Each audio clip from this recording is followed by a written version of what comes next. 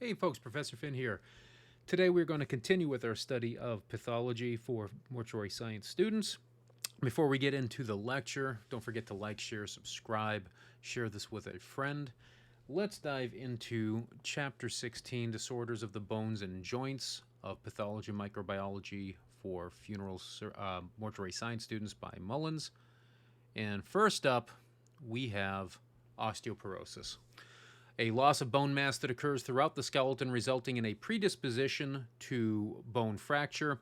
More bone is absorbed than is replaced. This typically has a slow onset. There are two types of osteoporosis. Type 1, which is a disorder affecting postmenopausal women but can affect men, and Type 2, which is senile osteoporosis, which affects the elderly. Type 1 is caused by loss of protective effects of estrogen on the bone and an increased demand for calcium in the body. Fractures are common with osteoporosis, and complications can include curvature of the spine, which can cause other issues in the body. Treatments include weight-bearing exercise and calcium and vitamin D added to the diet. Osteomyelitis is an inflammatory disorder of the bone resulting from pus-forming or pyogenic bacteria, may be localized or spread throughout the body, and occurs more frequently in male than in females. There are two prevalent types of osteomyelitis. The first is hematogenous osteomyelitis, which is caused by infections of bacteria that migrate from the blood into the bone, and this occurs primarily in children. Signs and symptoms of this could include slow development, so signs may not manifest easily, and blood clots. Complications include necrosis of bone and surrounding tissue and promotion of bacterial growth.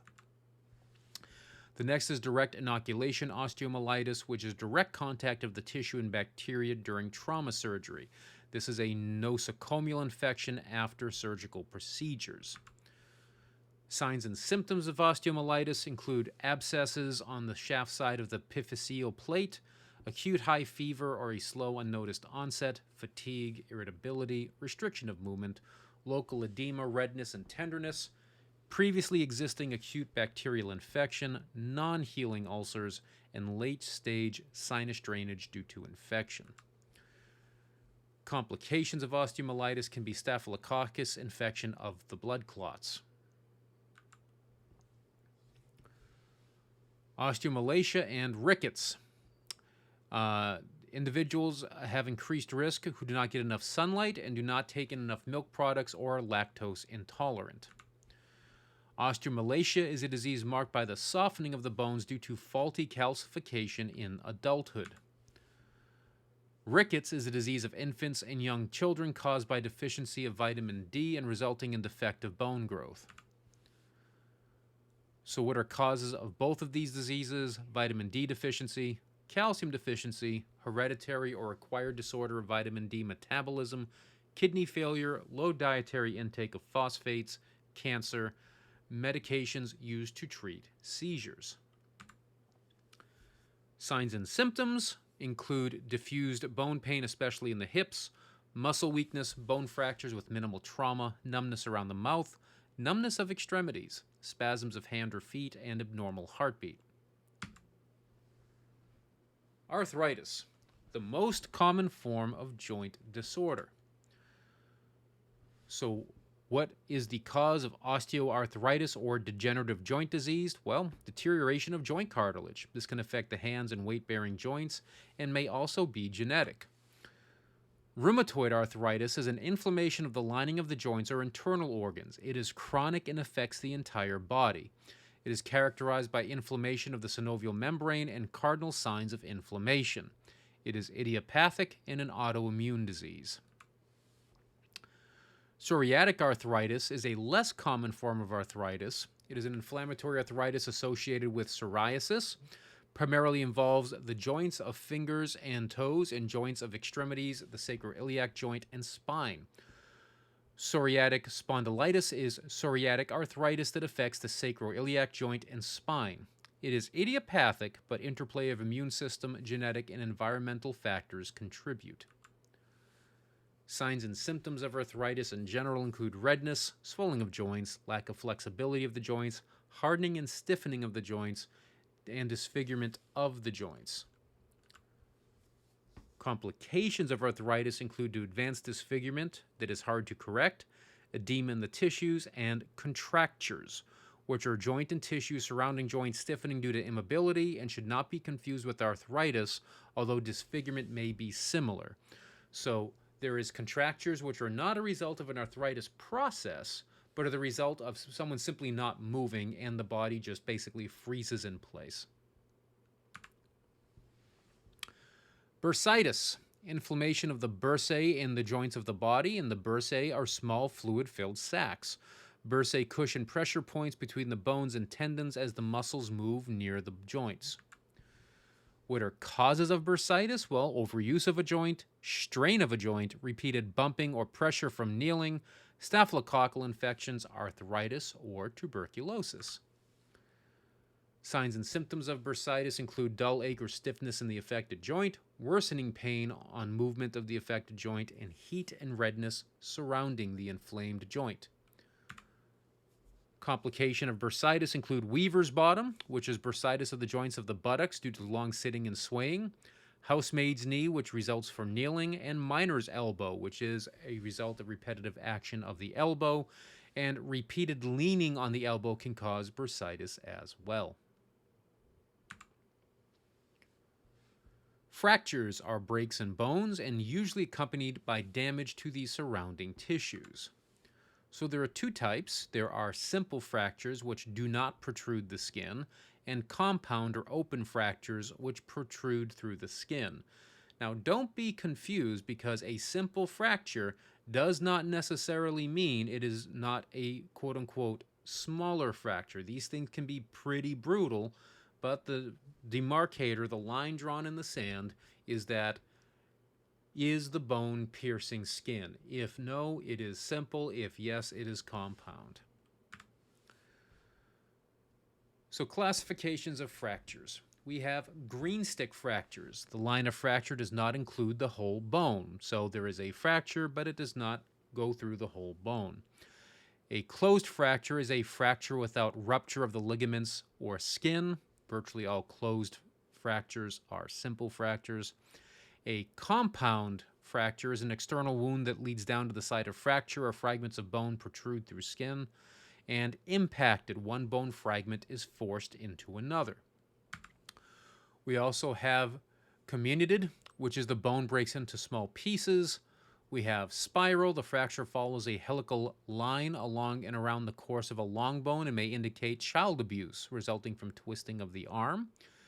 You have depressed. A piece of bone is broken and driven inward. And a callus, a transverse fracture of the distal end of the radius with displacement of the hand backward and outward. Angulated, which are fragments that lie at an angle to each other. Displaced, fragments are separated and are deformed. Non-displaced, the two sections of bone keep their normal alignment.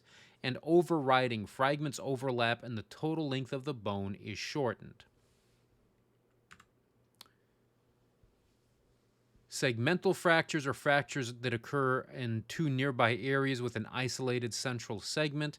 And avulsed, fragments are pulled from their normal position by muscles. What can be causes of fractures? Aging, osteoporosis, diets deficient in calcium or vitamin D, eating disorders, medications to control seizures or high blood pressure, hypogonadism, and hyperparathyroidism. Signs and symptoms of fractures can include pain, swelling, bruising, limb deformation, loss of function in the affected area, numbness or tingling, paleness of tissues due to blood vessel damage. Complications from fractures include infections and abnormal growth, especially in children. Scoliosis. Scoliosis is a developmental disorder of the spine in which the spinal column exhibits a lateral curvature. Scoliosis can be idiopathic and may be hereditary, and females are more likely to contract because girls grow faster and reach puberty quicker. Signs and symptoms, well, you have kyphosis, in which the abnormal curvature is posterior, and lordosis, where the lumbar vertebrae curve abnormally towards the anterior.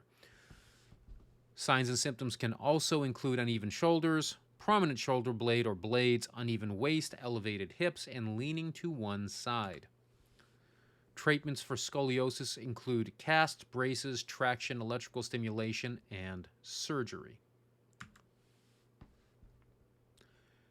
Achondroplasia, a genetic disorder of bone growth caused either through inheritance of genetic mutation resulting in a condition known as dwarfism. If the pituitary gland secretes excess human growth hormone, it can result in gigantism.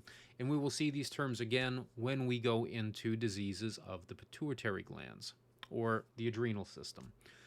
Literally means without cartilage formation. Without chondrocartilage plasia formation. Signs and symptoms of achondroplasia: small extremities but nearly normal-sized torso with large head and prominent forehead. Complications of achondroplasia can result in sudden death during sleep due to compression of the spinal cord that inhibits breathing. It is quite common for people to be on CPAP and BiPAP machines as a result of this condition. Paget's disease, osteitis deformans. It's excessive growth in the form of hyperplasia of the bones of the elderly, causing chronic inflammation, thickening, and softening of the bones. It is idiopathic. We don't know why it happens, and it is more common in men than in women. Signs and symptoms of Paget's disease include pain in the back, hips, and pelvis, deafness, increased head size, headaches, and heart failure. Complications of Paget's disease include compression of the spinal and cranial nerves, disability, cardiac failure, and death. Osteosarcoma, or osteogenic sarcoma, is the most common type of cancer that develops in the bone. It is a malignant bone tissue.